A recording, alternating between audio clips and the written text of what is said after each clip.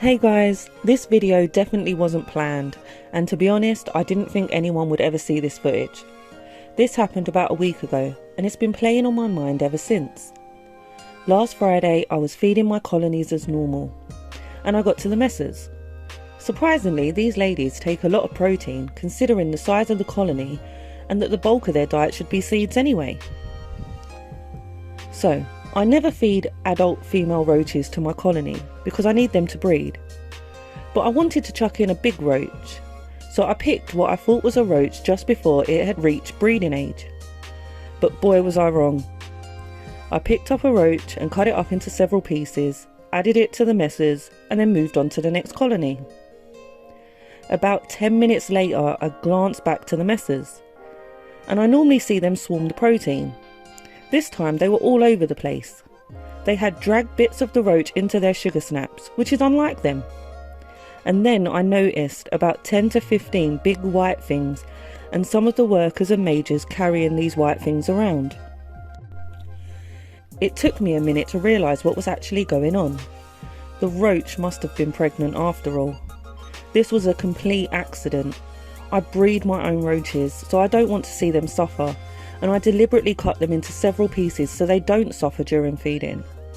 And I freaking love my ants, and I don't live feed because I never want them to get injured unnecessarily or stressed out. Panic mode definitely kicked in. I was trying to catch the baby roaches with tweezers, but they were fast and being chased by the Messors. If anything, me trying to help was making things worse.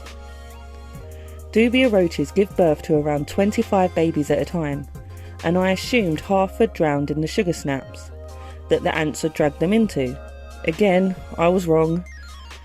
This has definitely put me off feeding middle-sized roaches. She never even looked adult size, nor did she look plump enough to be pregnant. And defo not in a million years did I think she would have that many full-grown baby roaches inside of her.